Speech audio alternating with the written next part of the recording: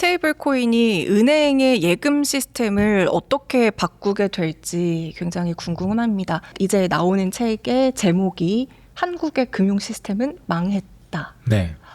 이거에 대해서 좀 구체적으로 말씀해 주시면 좋을 것 같습니다. 일단 먼저 스테이블 코인 때문에 망하는 거는 한국의 은행이기 전에 미국의 상업은행들이 망하게 생겼죠. 네. 왜냐하면 어느 나라나 마찬가지지만 심지어 우리나라 은행은 그래도 이자를 몇 원이라도 주는데 미국이나 유럽의 은행들은 보관료를 받기도 합니다. 그래서 단기 예금에 대해서는 이자를 거의 안 주죠. 네. 근데 은행 면허라는 게 뭐냐면요. 단기 예금을 모아가지고 장기 대출하는 곳입니다. 그렇죠. 단기 예금을 모아서 장기 대출할 수 있는 이유는 사람들이 뱅크런으로 은행에 몰려가지 않기 때문이기도 하고 설사 뱅크런이 발생해도 중앙은행이 보호해주기 때문인데요. 이것은 상업은행만이 할 수 있는 일이죠. 그래서 상업은행들의 자산의 한 60% 이상이 단기 예금입니다. 근데 우리 입장에서는 단기 예금을 쓰는 이유가 뭐 은행에 돈을 놔두는 이유가 이자 때문이 아니잖아요. 그냥 온라인 뱅킹을 하기 위해서 송수금이 편리하니까 쓰는 건데 달러 스테이블 코인은 그냥 폰에서 폰으로 다닌단 말이에요. 은행망을 거치지 않고.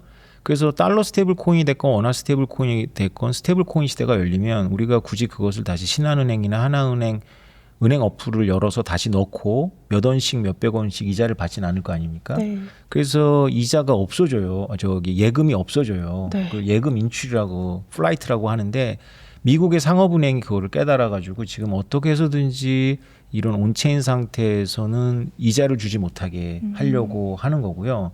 근데 이자를 못 주게 한다 그래도 은행이 워낙에 이자를 박하게 주기 때문에 경쟁력이 있어 보이진 않습니다. 그렇죠. 예, 그래서 스테이블 코인으로 근데 온체인에서 예금을 하면요. 6%가 되게 보수적인 이자입니다. 뭐 10% 쉽게 줍니다. 왜 그게 가능하냐면 이 크립토 세계에 말도 안 되는 레버러지들을 쓰면서 투자를 하기 때문인데요. 대표적으로 비트코인 채굴업자들이 돈을 갖다 씁니다.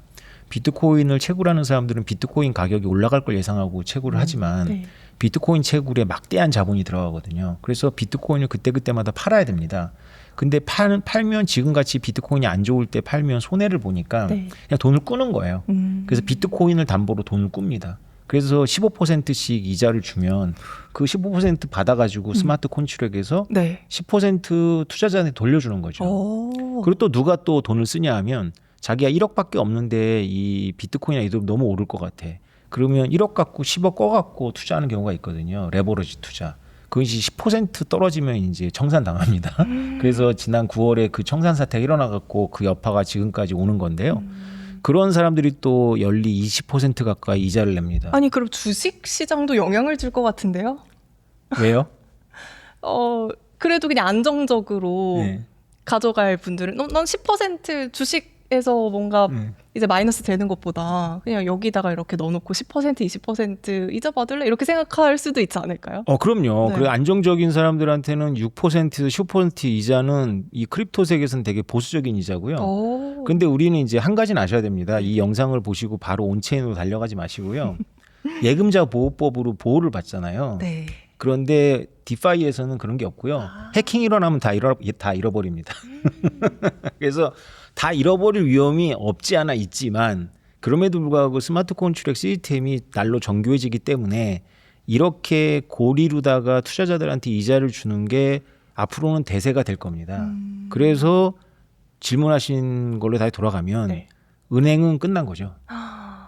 그러면 미국이 지금 이렇게 스테이블 코인을 전략적으로 하고 있는데 어떻게 보면 미국 입장에서도 미국 은행 산업을 예, 이렇게 떨어뜨리는 거잖아요. 그렇습니다. 네. 그게 괜찮은 건가요? 그렇죠. 그래서 미국이 은행 연합회가 지금 엄청난 로비를 하면서 우리 살고 싶어 이렇게 하고 있는데 네.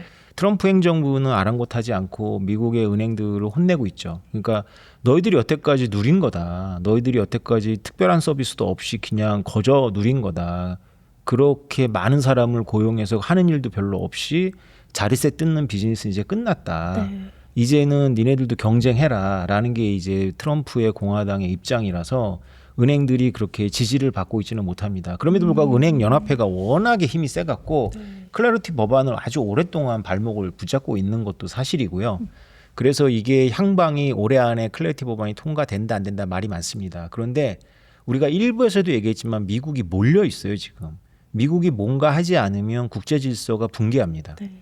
미국이 달러를 더 이상 찍어낼 수 없으면 미국이 해군을 유지할 수가 없고요. 미국이 해군을 유지할 수가 없으면 전 세계의 각 지역 패권 국가가 다 난립을 할 겁니다. 그러면 이것은 19세기로 돌아가는 거거든요.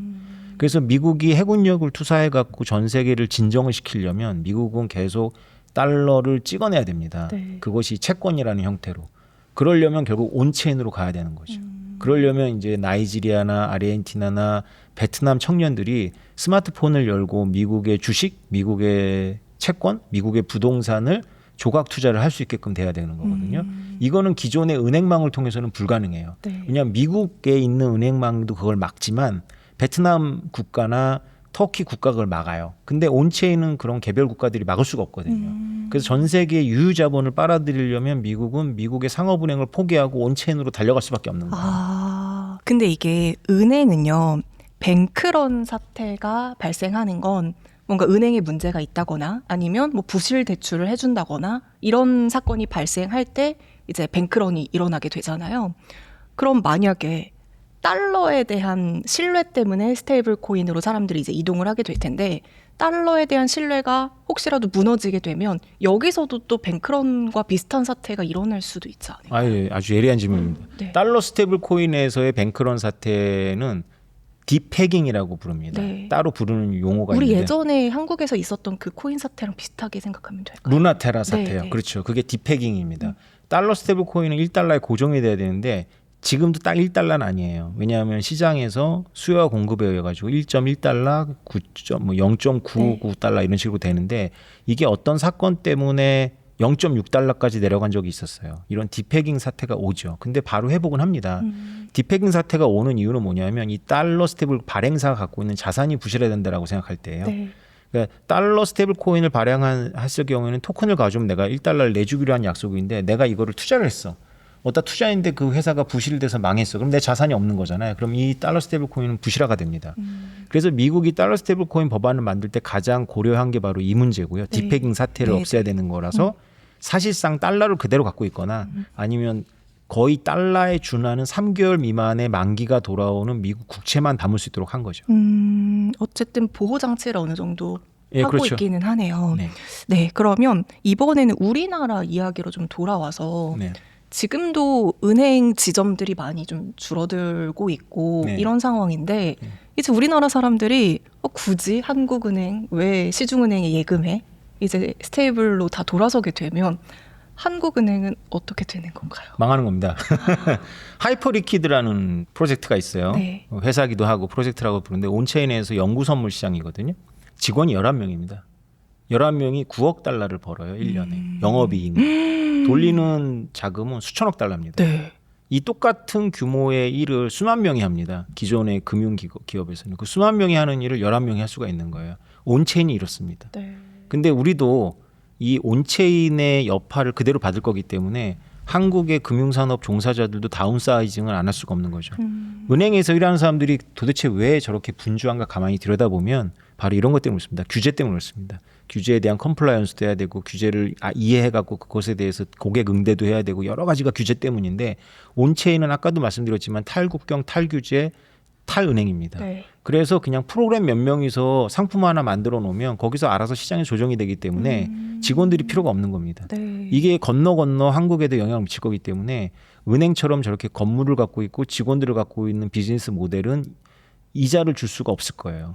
저걸 다운사이징 해야지만 소비자들한테 이자를 줄 수가 있거든요. 근데 저는 이제 은행을 저도 이제 이용하는 고객의 입장에서는 우리가 은행을 예금을 하는 곳으로도 이용을 하지만 대출을 하는 곳으로도 이용을 하잖아요. 그러니까 은행의 사람들이 예금을 안 하게 되면 은행은 대출을 해줄 수 있는 여력이 줄어들게 돼요. 그럼 앞으로 대출은 어디서 받아야 되는 건가요? 대출은 정말 좋은 질문인데요. 네. 대출을 받는다는 개념을 우리가 잘 생각해 보셔야 돼요. 대출을 받아가지고 그냥 돈을 갖고 있으려고 하는 사람은 없습니다. 집을 산다거나 어디에 투자를 하겠죠. 아니면 사업을 한다거나 뭐 이런 거잖아요. 이게 다 토큰화가 되는 거예요. 이것마저도요. 예, 그러니까 이렇게 생각하시면 됩니다. 네. 아까 아파트를 토큰화한다는 말이 농담이 아니라 은행에서 대출을 받을 돈을 스웨덴하고 노르웨이 투자자한테 떠넘기는 거죠. 예를 들어서 학자금을 얘기해 볼까요? 학자금 대출이라는 게 뭐냐면 내가 미래에 돈을 갚을 거니까 지금 저는 명문대 다니니까 돈 꿔주세요 이런 거잖아요. 자기를 토큰화해 버립니다. 내가 이런 성적으로 이런 명문대를 다니고 블록체인상에 속일 수 없게 내 출석부를 올리면 여러 나라에서 여러 사람이 10만 원씩 돈을 보내주는 거예요. 네. 그게 모이면 1억이 되는 거거든요. 그러면 이제 손흥민을 꿈꾸는 축구 꿈나무가 우리 아버지는 손흥정옹이 아니라서 나 독일에 유학 보내줄 것 같지 않아. 그러면 자기를 토큰화해 갖고 자기 축구 실력을 이렇게 어필하면 우와. 전 세계에서 10만 원씩 보내 갖고 1억이 만들어지면 독일 유학을 가는 거죠. 되게 신기하네요. 그렇죠. 네. 그래서 그런 사람들 중에 10명 중에 9명은 실패할 거고요. 유명해야 되나요?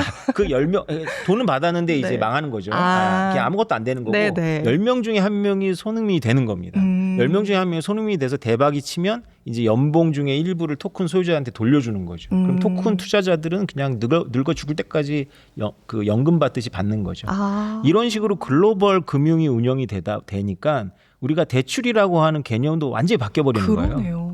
네. 아니 제가 프리랜서거든요. 저 이제 최근에 이제 일주일 전 이야기예요.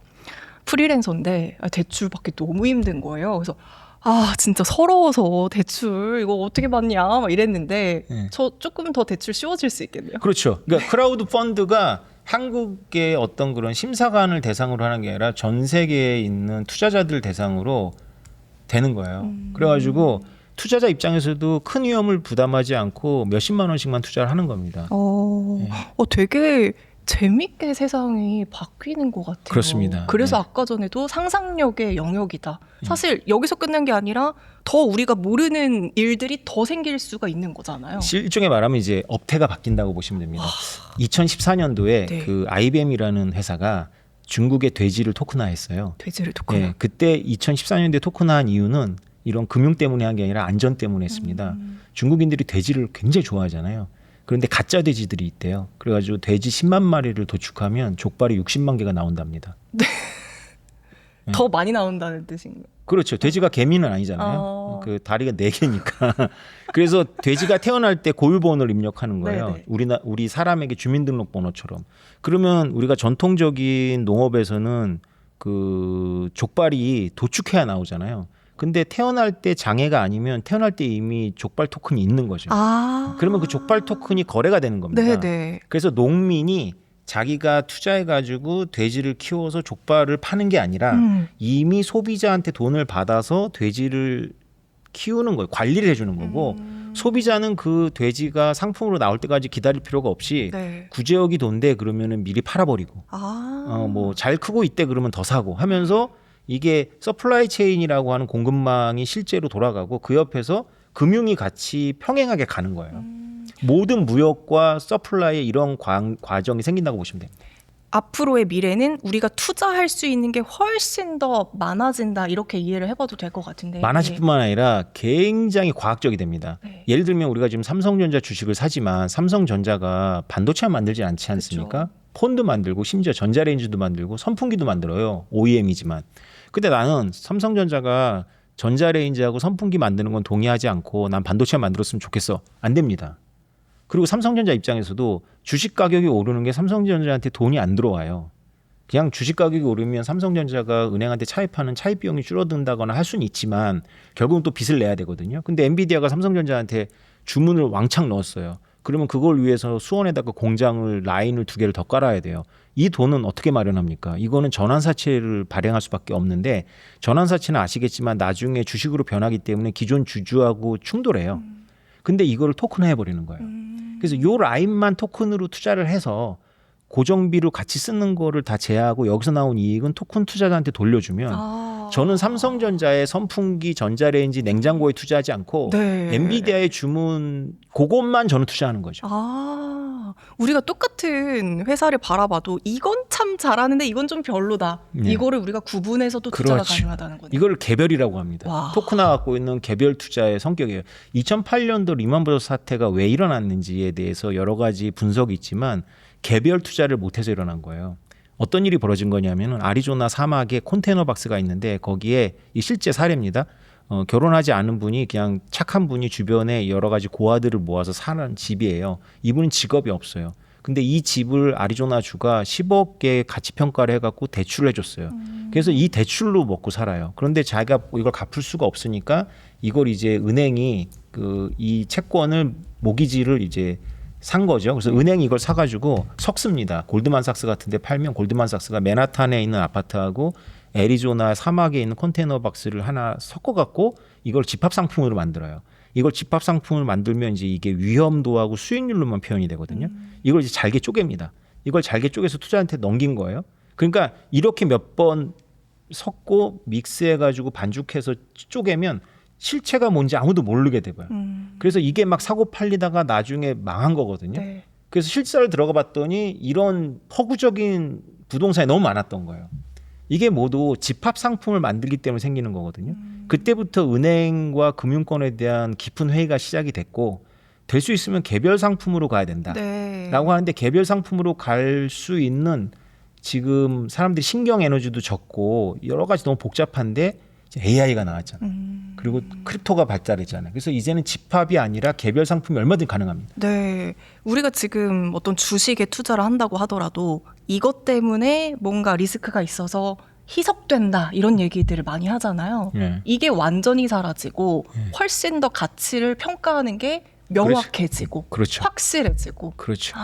그러면은 내가 이걸 투자한 거에 대한 결국에 많은 분들이 수익 네. 이게 중요할 텐데 그렇죠. 이것도 온전히 받을 수가 있겠네요. 그렇죠. 아, 네. 되게 신기하네요. 그럼요. 토크나 이거 좋은 겁니다. 아, 그러면 연준 이야기를 살짝 하기는 했습니다만 아직까지는 한국은행, 중앙은행의 힘이 좀 중요하잖아요. 앞으로 뭐 금리를 조절한다 뭐 이런 것들이 힘이 어떻게 될지도 약간 궁금합니다. 환율이라든지 이런 부분들도요. 경제학에 굉장히 유명한 공리가 있어요. 네. 트릴레마라고 하는데 이게 뭐냐면은 어떤 나라가 세계 시장하고 연결되어 있으면은 자율적인 이자율하고 고정환율하고 개방적인 경제 세 가지를 모두 다 할 수 없다 이런 정리입니다. 네. 그러니까 이자율을 선택하면 환율을 포기해야 되고 그게 우리나라잖아요 지금.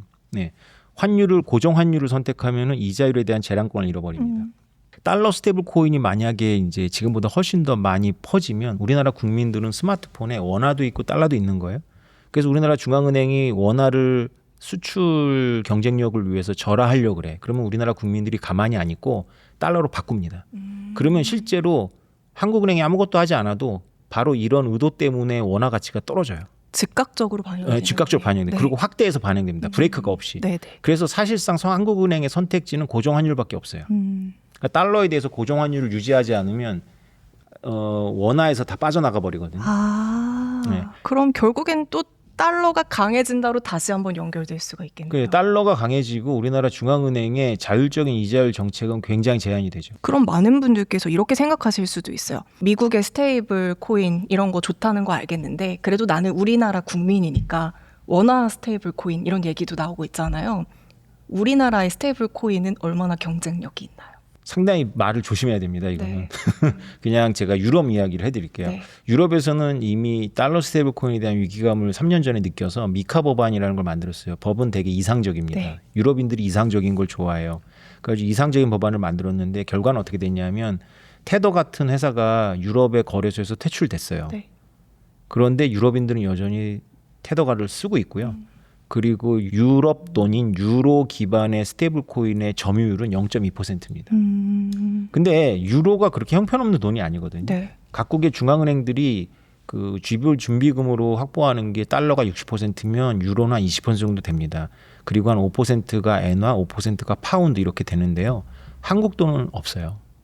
근데 각국의 중앙은행들이 20% 확보하는 유로가 일반 시민들이 선택하라고 하면 선택 안 하는 거죠. 온체인에서 그냥 압도적으로 달러입니다. 네. 그러니까 이것은 우리가 참고를 해봐야 돼요. 결국에 선택받는 쪽이 어디냐 이것도 우리가 주목을 해봐야 될 필요가 있네요. 근데 저는 네. 한국이 방어를 생각하면 우리가 원래 유전자가 그 공격적인 민족입니다. 그러니까 우리나라는 수입 대체로다가 큰 나라가 아니고요. 수출 주도로 큰 나라거든요. 그러니까 우리는 아무것도 없을 때부터 세계 시장에 팔아먹자. 이러면서 자동차를 만든 이상한 나라잖아요. 그죠? 세계 시장에 철강 팔아먹자. 아무것도 없으면서 배 팔아먹자. 이런 그쵸. 나라잖아요. 공격을 우리가 한다 그러면 우리 지킬 수 있어요. 막강한, 너무나 막강한 이 온체인에서 너무나 막강한 공격 무기를 갖고 있습니다. 플랫폼을 만들 수 있는 경쟁력이 있다고 봐야 되나요? 그렇죠. 우리나라 국민과 여론과 관료들이 길만 열어주면 이미 기업은 준비가 되어 있고요. 막강한 공격 무기로 미국 다음 가는 세계의 금융의 허브가 될 가능성이 매우 높습니다. 되게 희소식인 것 같네요. 네. 근데 왜 우리나라는 아직까지는 좀 규제를 풀어주는 걸 좀 망설이는 이유가 있을까요? 그건 여러 가지 이유가 있는데 일단 네. 상상력이 안 되고요. 아. 그리고 이거는 약간 좀 황당한 저만의 해석인데 네네. 맞는 해석입니다. 우리나라에서 금융관료가 된다거나 금융회사에 높은 데 올라가시는 분들은 중고등학교 때 공부를 하셨을까요? 게임을 하셨을까요? 알 것 같아요. 공부 열심히 하셔서 그렇죠. 네. 공부 열심히 해서 지금 게임 세계를 너무 모르는 거예요. 책에 있는 것만 정답이에요. 그렇죠. 네. 지금 제가 오늘 말씀드린 이 모든 건 게임에서 왔습니다. 그래서 아까 제가 금융에 게임하라고 하지 않았습니까? 그래서 게임 세계가 얼마나 지난 40년 동안 다이내믹하고 글로벌적이고 그것도 글로벌 분업 형태가 되어 있는지에 대해서 이분들이 잘 모르세요. 그냥 이분들은 법으로다가 이건 하지 마 그러면 안 할 줄 아시는 거예요. 법으로 하지 마 그래도 VPN 타갖고 오세훈 시장한테 베팅해서 1억씩 법니다. 이게 그러면 결국에는 이제 계속 세대 교체가 되잖아요. 그럼 점점 젊은 친구들이 이렇게 자리에 올라가게 될 텐데 바뀔 수밖에 없는 수순이 된다고 생각을 해봐도 될까요? 그렇죠. 지금 저랑 얘기하고 있는 한국의 주요한 금융회사의 CEO가 되게 젊은 분이에요. 네네. 그러니까 확실히 젊은 분들은 아세요. 그러니까 이 온체인에 진짜 돈이 많거든요. 이 온체인에 이렇게 돈이 많은데 이거를 벌러 가야 되지 않겠습니까? 저의 구호는 뭐냐면 선시장 후 제도. 지금은 선빵이 중요하다. 먼저 열어주라. 그렇지. 먼저 시장부터 개척하자. 온체인 가서. 미국도 그랬습니다. 폴리마켓 같은 예측 시장이 불법이에요. 네. 그래서 미국인들 대상 사업 못합니다. 근데 그 폴리마켓이 미국의 CFTC의 라이선스를 갖고 있는 기업을 사고 있어요. 그리고 실제로 골드만삭스하고 뉴욕 증권거래소 같은 데가 폴리마켓에 투자하려고 하고 있습니다. 투자했고. 네네. 그러니까 먼저 시장을 선점하면 길이 열립니다. 근데 지금 만약에 규제가 해결되기를 기대하잖아요. 우리는 결국 아까 제가 말씀드린 대로 제 책의 제목처럼 그냥 망합니다. 금융은 망해요. 뒤처질 수밖에 없다. 네. 네. 그 물어보셔야죠. 우리의 공격 무기가 뭔지. 네, 궁금합니다. 우리의 공격 무기가 네. 이 아까 제가 말씀드렸잖아요. 온체인의 달러 스테이블 코인과 이런 모든 토큰들이 탈국경, 탈규제, 탈은행인데 하나는 거쳐야 돼요. 하울의 움직이는 성 보셨어요? 네. 하울의 움직이는 성 보면은 집들이 메타버스 세계에서 막 돌아다니잖아요. 그래도 현실에 편지를 받으려면 현실에 주소가 있어야 되잖아요. 그죠? 편지 받으러 나오다가 현실 경찰한테 쫓기고 잡힙니다. 그런 노드가 있어요. 사람하고 인터랙션하는 노드는 거쳐야 돼요. 아무리 달러 스테이블 코인이라도. 네. 그게 바로 폰입니다. 스마트폰이요? 네. 네. 스마트가 우리가 말하는 지금 온체인 게임화된 연결 금융은 매체라고 그렇죠. 해야 되는 거죠. 지금 제가 말씀드린 모든 것들은 기존의 80년 동안 미국이 애지중지 깔아놓은 모든 것들을 다 우회하는데 단 하나는 우회를 못해요. 사람하고 인터랙션하는 폰을 우회를 못해요. 결국 연결을 해야 그렇죠. 가상 세계든 현실 세계든 이어지니까. 그렇죠. 네. 나이지리아나 필리핀의 청년들도 달러 스테이블 코인을 폰으로 받는 거고요. 폰으로 결제하는 거고 폰으로 투자하는 겁니다. 근데 전 세계에서 폰을 제일 많이 팔아먹는 나라가 한국 회사고요. 그렇죠. 전 세계 매출 비중 20%로 낮아지긴 했지만 20%나 되는데 애플보다 훨씬 더 유리한 게 애플은 선진국 시장이 크고요. 선진국은 굳이 폰이 아니라 은행도 많고 하잖아요. 근데 우리는 아프리카, 동남아, 라틴 아메리카 많이 팔아먹었어요. 그래서 이거를 제조물로 보지 말고 네. 금융 플랫폼으로 보면 오. 우리나라는 세계 최대의 금융 강국이 됩니다. 이 삼성전자를 바라보는 시각이 또 달라질 수가 있겠네요. 그렇죠. 그래서 제가 엊그저께도 삼성전자 들어가서 제가 삼성전자에서 지금 3번째 저를 부르고 있거든요. 네. 들어가면 제가 막 혼내요. 당신들 때문에 나라 망하게 생겼다고. 근데 저를 계속 불러요. 약간 좀 메조키스트 같아요. 저한테 혼나면서 즐거워하시는데 엊그저께는 이제 이걸 가지고 얘기를 높은 분들하고 했는데 레퓨테이션 때문에 못하겠다는 거예요. 그래서 제가 과연 이병철 회장님과 이건 회장님 살아계셨어도 이렇게 돈 벌 기회를 놓고 평판을 따지고 있겠냐. 라는 생각이 제가 살짝 들었어요. 이제는 핸드폰이 카톡하고 전화하고 인스타그램 들어가고 이 문제가 아니네요. 네. 근데 이거를 삼성이 안 해도 누군가 합니다. 전 세계 딱 유일한 사람인데요. 이 사람은요. 워낙에 금융을 잘 이해하고 있고 소셜 네트워크도 갖고 있고 그다음에 위성을 통해 갖고 전 세계 통신망을 우회할 수도 있고 네. 돈도 어마어마하게 있고 비트코인도 잘 알아요. 일론 머스크. 그렇죠. 일론 머스크가 폰을 만들어서 삼성처럼 폰을 비싼 가격에 팔 생각이 없이 야 이거는 금융 단말기야. 내 뿌릴게. 사용만 해. 단말기라고 하니까 너무 소름 돋았어요 지금. 그렇죠. 네. 네, 인간이 메타버스로 도킹하는 그런 포트예요, 포트. 그리고 메타버스에서 이제 엄청난 일이 벌어지고 네. 그 인간은 이 폰이라는 포트를 통해서 메타버스로 들어가거든요. 이 좋은 걸 가지고 있는데도 불구하고 우리의 상상력의 부족 때문에 우리가 기회를 잃어버리니까 제가 2년 전부터 진짜 각혈하는 마음으로 지금 외쳤는데요. 제가 작년까지만 해도 가능성을 봤는데 지금 포기해서 그냥 망했다. 책 제목이 망했답니다. 망했다로 경각심을 일단 깨워줘야 그때부터 뭔가를 조금 더 대응을 하지 않을까요? 그렇죠. 그래서 네. 지금 저랑 대화하는 많은 회사들은 저한테 설득이 거의 됐어요. 그래서 저의 캐치프레이즈가 뭐냐면 무조건 나가자. 네. 한국에서는 규제가 많으니까 일단 나가서 시장을 만들고 뭐 폴리마켓이나 칼시나 뭐 하이퍼리퀴드 전부 칼시는 미국에 있지만 다 여교에 있는 거거든요. 그래서 우리가 하울의 움직이는 성처럼 메타버스 세계에서 큰 집을 져놓고 네. 어느 나라에 도킹할지는 나중에 생각해보자. 한국이 거봐 뭐 딴 나라로 가지 뭐 이런 그쵸. 생각으로 해놓고 만들어 놓으면 일단 만들면 그렇죠. 언제 어떤 쓰임이라도 쓰여지겠죠. 그렇죠. 이게 뭐냐면요. 네. 온체인에서 이 고객의 비트코인이나 이더리움을 예치하는 서비스도 있어요. 그리고 이 예치하는 데서 이자 주는 서비스도 있어요. 이거를 굴리는 서비스도 있고 여러 가지가 있는데 여러 회사들이 전부 듣보잡입니다. 이게 방송 용어인지 모르겠는데 모르는 회사들이에요. 네네. 근데 걔네들이 큰 거거든요. 근데 만약에 한국에 뭐 국민은행, 하나은행이 나가서 뭐 버진 아일랜드에 회사를 만들고 비트코인 수탁 서비스를 합니다. 그러면 전 세계 돈이 몰립니다. 브랜드가 있잖아요. 그렇죠. 우리는 이름이 알려져 있어요. 그렇죠. 아, 이건 하면 돼요. 약간 걱정인 게 지금 일론 머스크가 이제 막 스타링크 막 쏘면서 네. 위성 단말기 막 이런 얘기 나오고 있잖아요. 그렇죠. 이거를 막 핸드폰처럼 이렇게 팔면은 일론 머스크가 제가 하는 이 오늘 제가 떠든 거 다 알고 있습니다. 그러니까요. 일론 머스크가 엑스머니로다 이자율을 6% 주잖아요. 무슨 수로 6%를 만들겠어요? 온체인을 알고 있는 겁니다. 교수님 혹시 F세요? T세요? 저의 T죠. 네. 와, 약간 배신. 원래 F가 상상력이 더 많은데 T인데도 이런 네. 상상력으로 또 말씀을 해주시는 거군요. 아 그런가요? 네. 약간 번외의 질문이 살짝 생각이 나서 네. 여쭤봤습니다. 아나운서님은 F신가 보다. 저 완전 F예요. 네. 네, 오늘 진짜 너무 흥미로운 이야기들을 많이 나눴는데요. 혹시 마지막으로 또 전해주실 메시지가 있다면 부탁드릴게요. 네, 여러분 이렇게 머니 인사이드에 나와서 제가 정말 애국심이 저는 정말 애국심이 없는데도 불구하고 좀 답답해서 이렇게 아나운서님하고 대화를 나눴는데요. 지금 여러분들은 아마 비트코인 가격이 왜 이러나 그리고 이더리움으로 다 표준화가 되고 있는데 이더리움 가격이 왜 이러나 이렇게 그런 거에 관심이 있으실 거예요. 근데 오늘 우리는 그 가격에 대해서 얘기하지 않았습니다만 사실 힌트를 드리자면 오늘 얘기 속에 다 답이 있습니다. 그러니까 여러분들이 지금 비트코인이나 이더리움 가격을 보고 이 세계를 보시면 안 돼요. 이 세계를 진짜로 이해하는 일론 머스크라든가 미국의 띵크탱크들은 정말 큰 그림을 그리고 있고 비트코인이 시작한 17년 동안 진행된 혁명 이후에 모든 금융과 모든 이 무역이 다 올라오는 것이 조만간 5년 안에 완성이 될 거를 그리고 있습니다. 여기에 해답이 있고 우린 너무 이제 투자 관점, 수익률 관점 이렇게 진짜 편협하게 보게 되잖아요. 이렇게 보면 사실 답이 없는 것 같아요. 그렇습니다. 더 열면 비트코인, 이더리움 뿐만 아니라 더 많은 투자처들이 보일 것 같습니다. 그렇습니다. 네. 네, 오늘 너무 흥미로운 이야기 전해주셔서 감사드리고요. 오태민 교수님과 함께했습니다. 오늘 말씀 감사합니다. 감사합니다.